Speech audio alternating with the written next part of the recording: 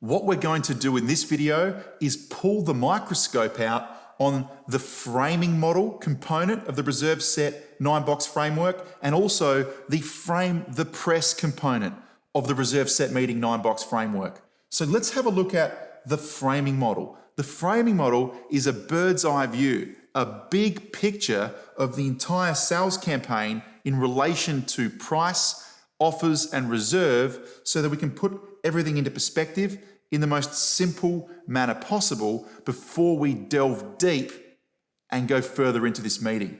So it goes a little something like this. Mr. and Mrs. Vendor, you've just set your reserve at $1 million. So I'm going to write that number there.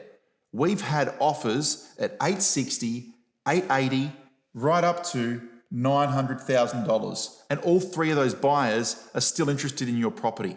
I'm going to write the feedback there of $900,000.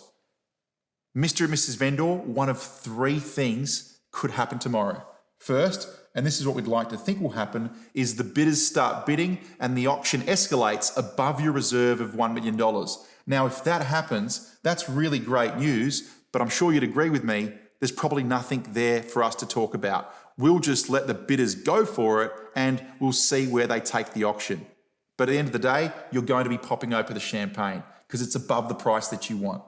The second thing that can happen is the auction stops below the highest feedback of $900,000. If the auction stops below our highest offer of $900,000, or if we see no bidding at all, we may choose to place a vendor bid around that $900,000 mark. Now, if that happens and the auction stops, I'm sure you would agree with me that there isn't much for us to talk about. There is after the auction, but not during. Now, here's the third potential scenario of what can pan out tomorrow. And statistically speaking, this is more than likely what's going to happen. So I want us to start preparing for this. It's that the bidders bid and the auction stops somewhere between the highest offer of $900,000 and your reserve of $1 million.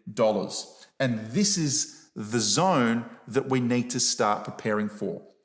Now what I'm going to do is I'm going to work my way to frame the press. Now, framing the press is getting permission from your clients that you can now move to the next stage of the conversation and start asking them challenging questions about their reserve price. It's important to work your way through this 4-box framework: price range, process, empathize, and permission before jumping straight to the deep end. Now, here we go. Price range. Now, we've already run through this one in the framing model just prior. Mr. and Mrs. Vendor, if the bidding is above or below the feedback, there's no discussion. Statistically, it's the highest chance to land in the middle zone. Let's put the microscope on the middle zone. So there's price range. Then we work our way to process. What I'm about to do, Mr. and Mrs. Vendor, is chip backwards and find your uncomfortable price. And it will feel like I'm trying to get your reserve down in price. See what we've done there? We've just called it out because it will feel that way. But if we've commentated that out in advance, well then all of a sudden your clients will know that you're doing it for a specific reason. And we're about to mention why. We then work our way to empathize. This could feel stressful for you, and it probably will. What I'm trying to do here is minimize your anxieties tomorrow on auction day.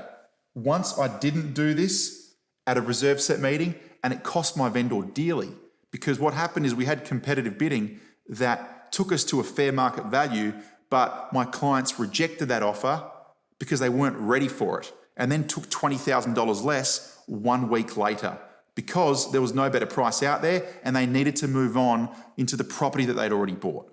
So I don't want the same to be true for you. Hopefully we don't even need to refer to any of these numbers. I just want to get you more than what you want. Then what we do is we go for permission. Mr. and Mrs. Vendor, let's run through some hypothetical scenarios about what could happen in that middle zone. Is this okay with you?